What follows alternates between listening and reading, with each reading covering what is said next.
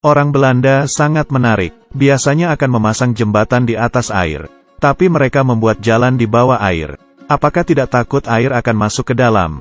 Bila ada kapal yang lewat, apakah tidak akan membuat sungai runtuh? Yang berbeda dari persepsi orang adalah, kapal tidak akan membuat sungai itu runtuh.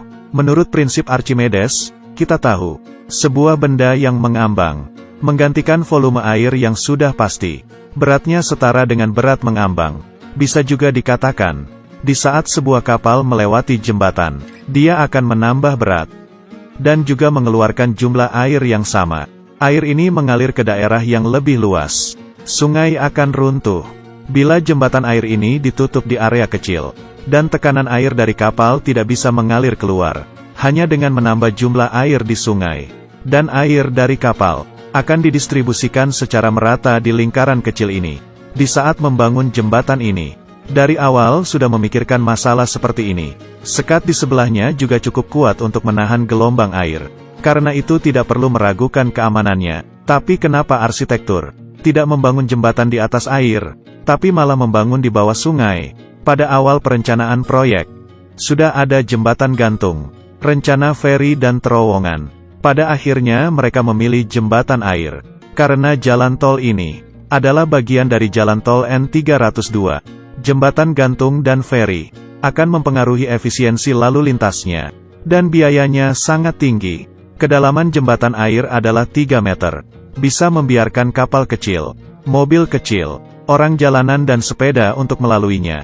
Berbeda dengan jembatan gantung dan struktur jalan lainnya, desain jembatan air memungkinkan untuk mempertahankan arus lalu lintas yang konstan di jalan dan saluran air.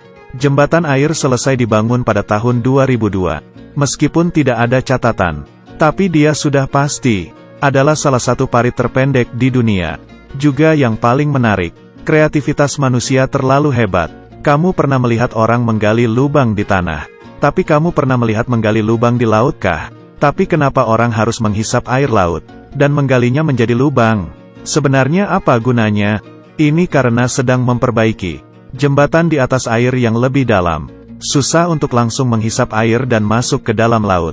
Dan orang-orang tahu cara yang paling baik adalah, pertama menggunakan pipa baja atau plat baja yang banyak, lalu menusuknya ke dalam laut, dan mengelilinginya membentuk lingkaran atau kotak. Kemudian air di dalamnya, semuanya dihisap keluar. Di saat sudah tidak ada air, kemudian diikat dengan kuat, menuangkan beton, perbaiki dermaga dulu, lalu pondasi tiangnya bisa menahan tetap di dalam air. Plat baja lingkaran ini disebut cofferdam.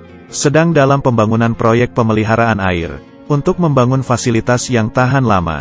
Dibentuk pelindung sementara. Kegunaannya sangat jelas, untuk mencegah air masuk.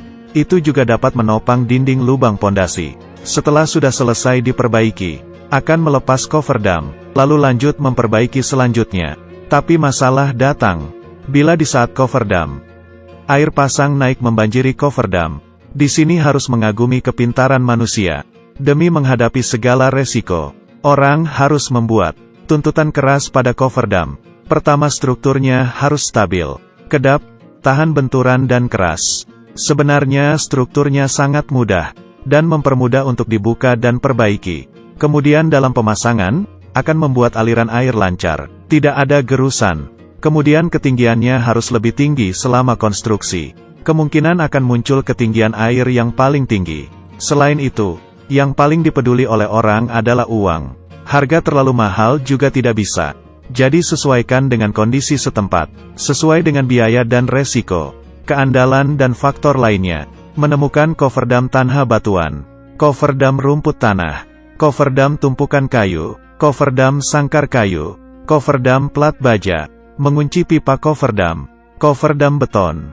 Yang kita lihat, cofferdam plat baja. Plat baja adalah jenis baja dengan kunci. Penampangnya lurus, dengan tipe alur dan tipe Z-del. Jenis ukurannya ada banyak macam. Keunggulannya juga sangat jelas. Kekuatannya tinggi. Dengna mudah tertusuk ke bagian tanah. Juga bisa bangun di perairan.